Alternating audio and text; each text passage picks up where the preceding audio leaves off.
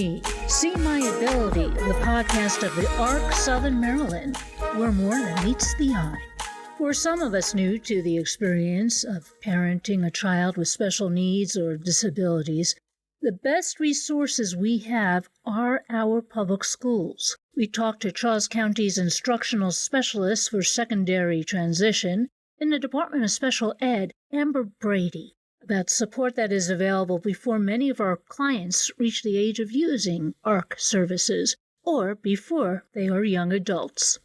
At what age do you think parents of those with special needs should start thinking about making sure that their kid can get along well with neurotypical kids? Well, I think that as soon as a student is identified as having a disability, families should be considering what that means for their student, what needs they might have, and trying to ensure that they are having opportunities for inclusion whenever possible. And that is really the mindset of the public school system and the laws that dictate how schools deliver special education services. When it comes to preparing for adulthood, which is really, as a secondary transition program, what our focus is, those services begin at the age of 14. But you can be considering plans for after high school as early as kindergarten. It is never too early to start exploring what your options are in terms of career exploration, education and training, and what type of independent living goals you might have for your loved one. So what you want to be when you grow up is as good a question for everybody. Exactly. And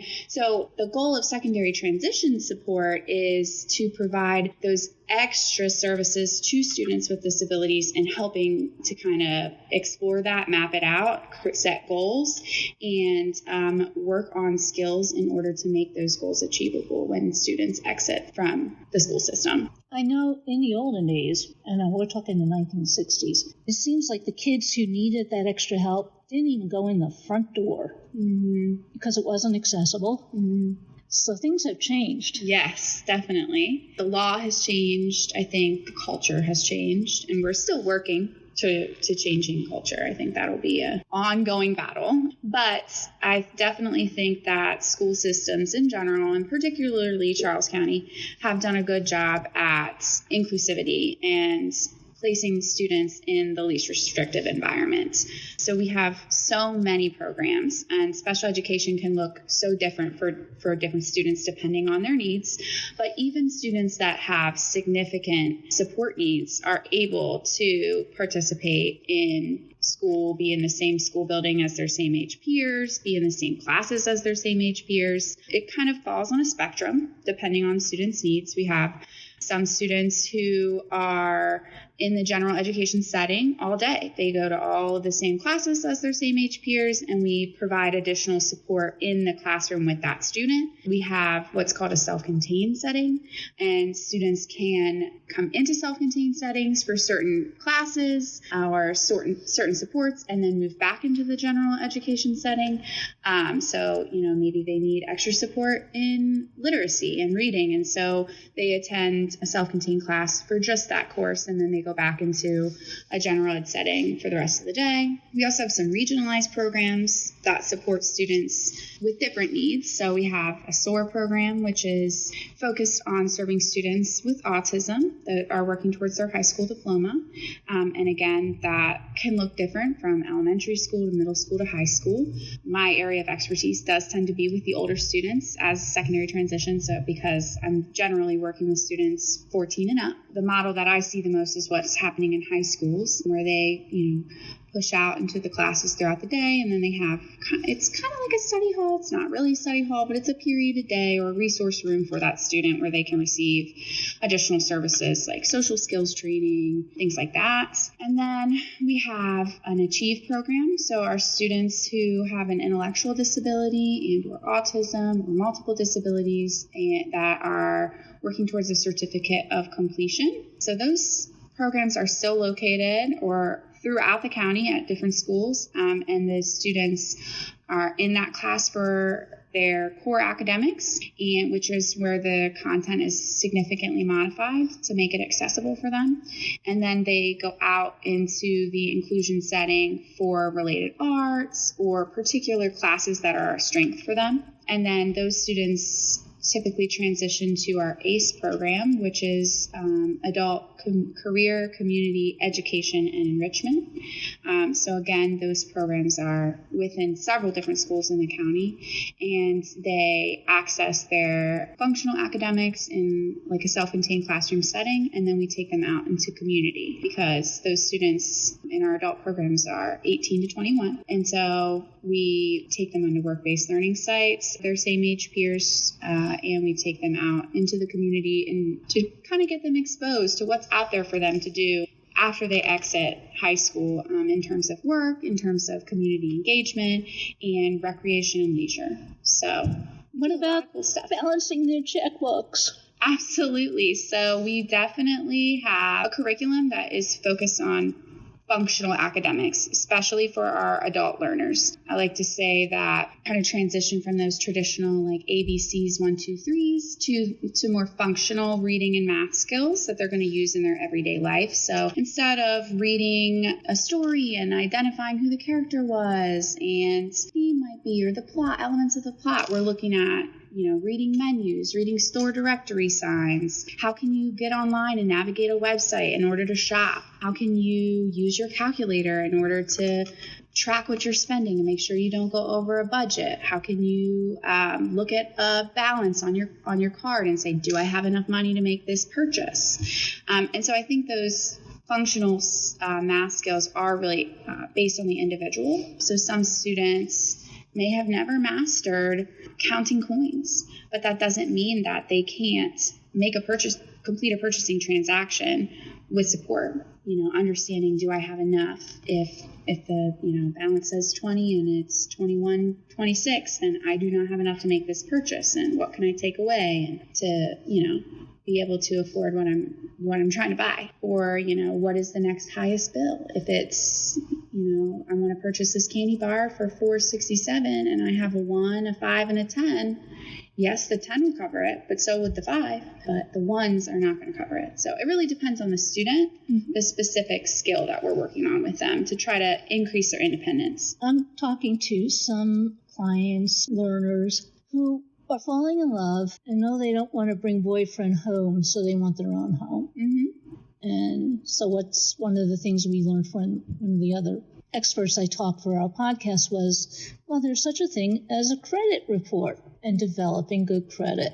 Absolutely. We provide instruction on financial literacy in general to all of our students. And I think that the level of instruction depends again on the student and what their readiness is. So it's kind of like with any math, it's building blocks. For those students who are making purchases successfully, they understand the basic transactions, then we can kind of move towards more banking skills like tracking expenses versus income and understanding the difference in how to see that on a banking statement. We talk about building credit, having a credit card, making sure that you pay your bills, how to read a bill. But I think that when it comes to independent living, some of the other skills that are really important to focus on are, those day-to-day tasks. What types of skills do you need in order to maintain a home, in order to cook for yourself and, do your laundry, do your shopping, do all those day-to-day mundane things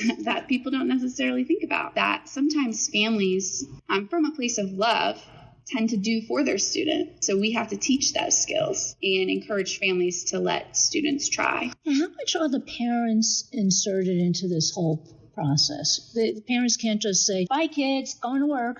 Yeah. And drop them off. Yeah, so it's definitely a team approach. We engage the families through the IEP process for any student. Which IED, remind me? Yeah, so Individualized Education Program. Mm-hmm. And that is the plan for each student what accommodations they need, what supplemental aids and services that they need in order to access their education successfully. And then the goals that we write for students are usually academic and or functional, behavioral, social, emotional. It really depends, runs the gamut in terms of what is based on what the student needs. And the goal of IEP goals is to close the gap. If there's a skill or a standard that the student is expected to perform, because all students are working on academic standards, whether those be the traditional college and career readiness standards or alternative assessment standards based on if they're earning their high school diploma or certificate of completion. What's the skill? What's the standard? What do we expect in order to say that they've mastered it? Where are they performing now? And how can we kind of scaffold that, build them up to reach that goal? So you're roughly working K through 12. Mm-hmm. How do you wean them off the school support? Ooh, that's a tough one. That is a lot of times where it takes some thoughtful conversations with families, because as we all should, we want to advocate for students with disabilities and what's the supports that they need. But there is a difference between the supports that they can receive under IDEA versus the supports that they can receive under ADA when they leave us. So helping students and their families understand the difference between entitlement, which is, they have a legal right to all of these accommodations when they're in the school system, versus eligibility when they exit school. Now you have to qualify for certain services. There is no guarantee. Every provider does not have to accept you. It's an application process, an eligibility process. You have to submit documentations. So we want to make sure that they are preparing for that shift. And the only way to prepare them is to start to pull back thoughtfully on those supports as they approach their exit. And we have to educate students. I think a huge piece of that is that self-advocacy, self-determination, helping students understand what their disability is, how it impacts them, what's on their IEP, why it's on there, and how those goals are helping them to reach their post-secondary goals, because those tend to be what they care about most. Students are like, why am I in this math class?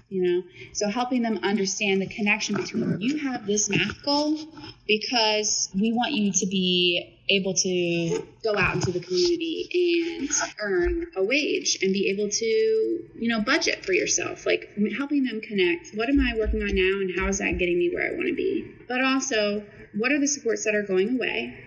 And how can I build skills in order to be able to step away from that support? For example, I might have a student who has a goal to go to college, and they're currently, one of their supplemental aids is to receive graphic organizers. Not every college professor is going to give you a graphic organizer, but I could teach you how to create graphic organizers that work for you and to use them.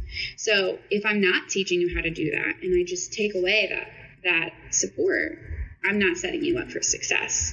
But you need to know that support is going away at some point, and that's why right now I'm learning how to do it for myself. And what are some other workarounds? Because some things, are provided by teachers and by parents and staff that care about the student, but the student could learn to set for themselves. Maybe they need to learn how to use different apps on their phone to set reminders, different alarms, and that they're waking up, that they're leaving at the correct time to get from point A to point B, because somebody isn't going to be managing that for them as an adult. Amber Brady says that parents and or other family members need to be involved and stay in touch with the secondary transitions department to understand when the time comes for them to allow their learners to do more for themselves. And she says Charles County Public Schools does make an effort to prepare families for their students' departure from the public school system. From their K through 12 or and beyond, if they're staying till they're 21, they're being told about what skills the student is working on, what skills they're gaining. But when you move to ADA and you're trying to qualify for services through Department of Rehabilitation Services, through Developmental Disabilities Administration, it's very needs-based. And that can be very difficult for families to understand. When I am completing documentation to say, we want to help the families in applying for these adult services, because that's a huge part of secondary transition. We don't want to just say, oh, here's your certificate of completion, have a wonderful day. We want to make sure that the family has applied for DDA, has applied for SSI, has selected a community rehab partner, so that they have a concrete plan for that student's day-to-day when they leave. We don't want individuals with disabilities just sitting at home without meaningful day services and competitive employment and education and training. We will work on these as documentation that you need. And some of those include assessments or Likert scales, adaptive scales that we complete with the family. And we'll say, can your student do X? And they'll say yes, independently. If you have to remind your student 6 times to get out of bed and get in the shower, and you have to double check, did you use shampoo? Did you put your deodorant on? Are your shoes on the right feet? They are not completing a hygiene routine in the morning independently. And that's not for me to say, oh, your student can't. But we do need to make sure that the agencies that are going to be supporting this student in their adult life understand what those needs are. And they cannot qualify for those services unless we let them know. These are the deficits. This is why they need this funding in order to receive these services, because it's lifelong funding. They don't give that. The government doesn't give that out willy-nilly. We have to really document and justify why these are necessary services for the student. So that's a huge shift for families. Amber has one final lesson for parents of those with disabilities. Sometimes they're going to have problems or fail at a task.